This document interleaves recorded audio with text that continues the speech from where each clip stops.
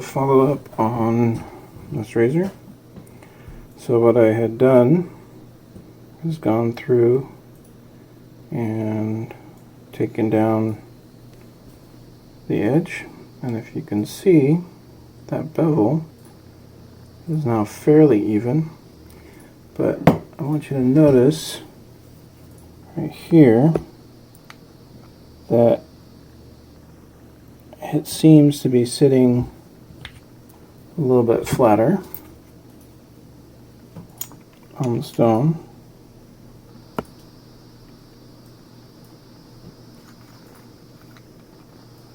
But if you look at the spine, there's still some lift on some side, on that side. And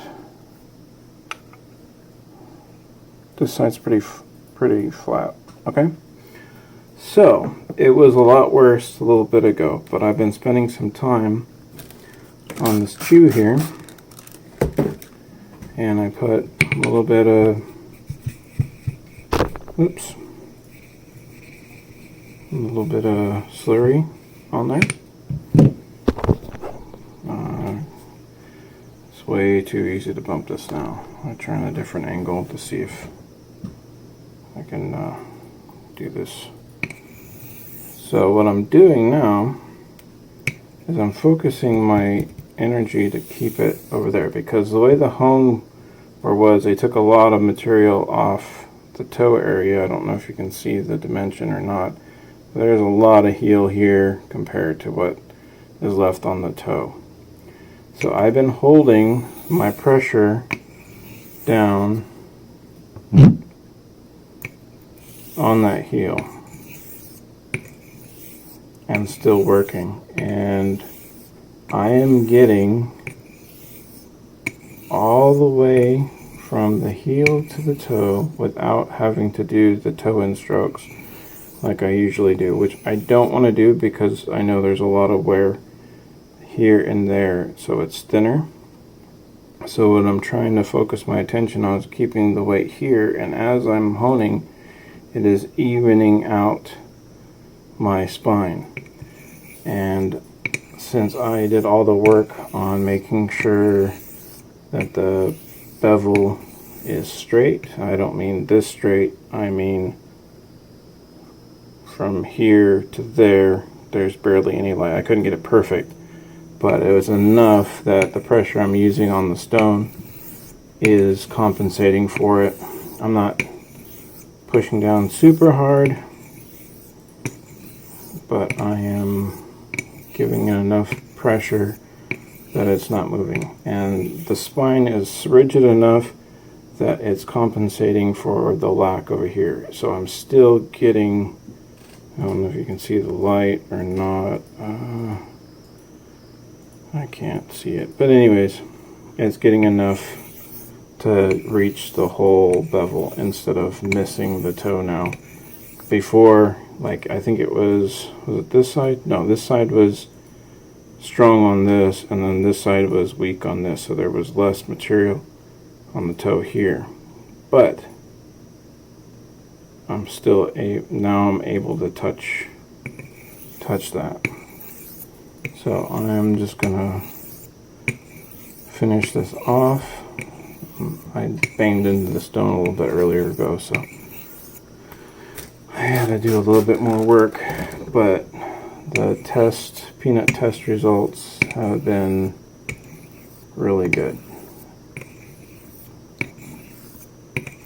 And if you notice, the bevel has got all the sandpaper marks, which I will, once this is sharpened, I will go through and polish it all out and get all the sandpaper marks out of there.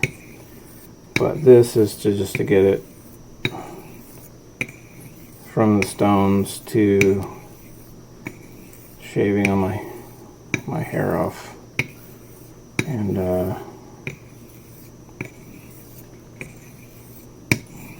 I think I'm pretty much done with this. Let me rinse this off. So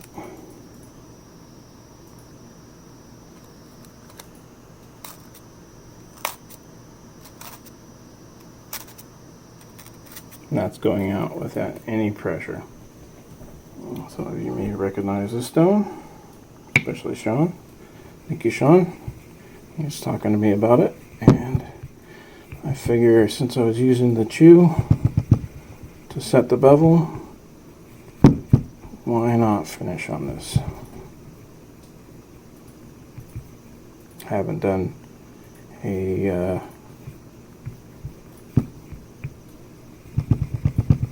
video or a hone with this in a while.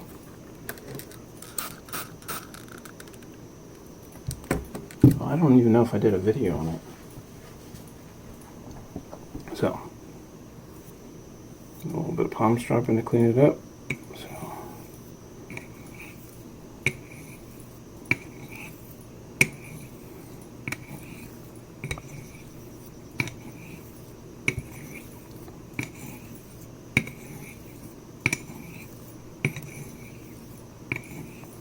And I'm just feeling to make sure that this cut is consistent,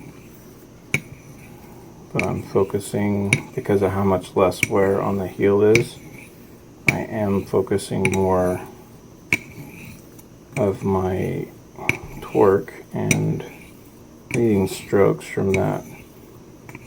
So if it was an even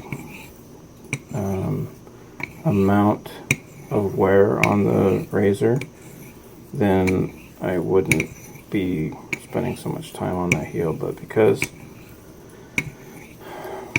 that is the thicker side and it's the longest part of the side, I am trying to even out the wear by spending a little bit more time on that. And it's starting to stick on the stone pretty good. And when I come out, I'm still doing the torque here, but I'm pushing a little bit more focus on the toe when I'm rolling, because I'm not wanting to add extra wear to the spine right now, because just doing this and after a few hones, I'm pretty sure the spine will basically end up eventually correct, and it won't be so out of whack. It'll equalize itself. And so right now I am still holding most of the energy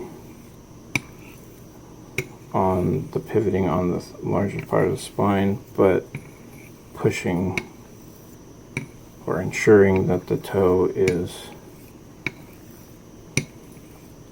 in contact with that part of the blade. And right now that heel is really sticky, so I want to progress down to this part of the toe, and it's getting there pretty quick. The stone cuts pretty nice. And what was funny, this was labeled as a arc stone or something like that. It wasn't labeled in any way, and it was soaked in oil. And so I started cleaning it up, and at first I was like, oh boy, I got a Washita. And then I started honing on it, and I was like, wow, that's really fine. And I was looking at the scope, down at the scope on the material down there, trying to identify it. And I'm like, is this a really fine Hindustan then? That's what I was thinking, because if you look at it, it's got some of the patterns and stuff like that on the side, a little bit of the striations, but they're not even striations, and it just wasn't indicative of a Hindustan. And so I started doing some more research on it and stuff, and found that I was doing a little bit of toe strokes there. That, from what I could find, is a chew, full-size chew, and it's not quite razor finish quality, but it gets me pretty stinking close.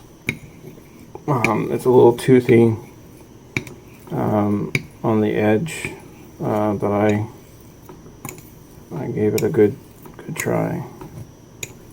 So right now I'm trying not to push down on the spine of the toe when I'm doing these strokes. I'm concentrating my attention on the bevel, and that's pretty stinking smooth. And we're going to do some long cleanup strokes, and this is not very much pressure. I'm not white knuckling it, but it's enough to hold it to the stone so it doesn't rock on me. And I'm trying to feel for a consistent pass. So this is trying to equalize the wear along the bevel. Greg Gallant had a wonderful video out recently where he was describing it and talking about it, and it's basically the same thing, same process or technique. And he works in sections, and that's what I found works for me as well. Even though I'm starting at the heel, my focus and attention, that's why I do two hands, is put into this part. And I'll concentrate on areas that feel different. It's the same with working on an Arkansas stone. And I'll focus on that even though I'm doing the complete or mostly complete stroke. I'm focusing my attention kind of like a pivoting in those areas, and then sometimes you can go back with that, but for this the bevel hasn't really needed me to do those half strokes or back and forth, whatever. So let's see here.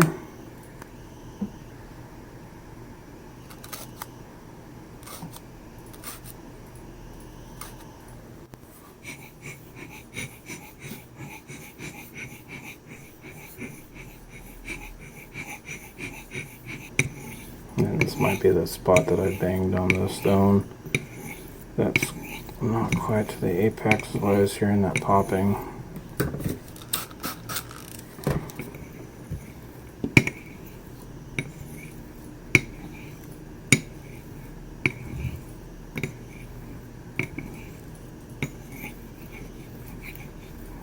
That side felt like it could use it. Still do it on there. And I've let up on my pressure considerably, trying to refine it. Also to feel out if I'm missing a spot.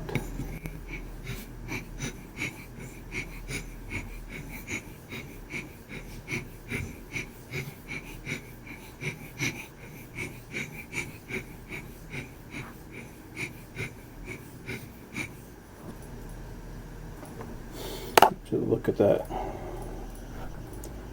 bevel now. See how it's still even though that wear was right there. It's still an even bevel.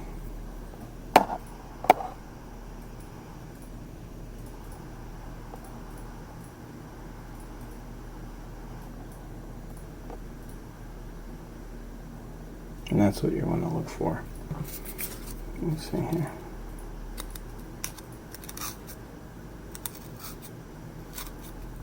So I think that's good for the bevel set.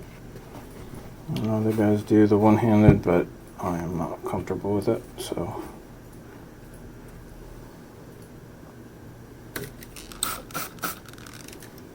Since I don't have any geardas, I am going to just make a little slurry with this 3-inch stone.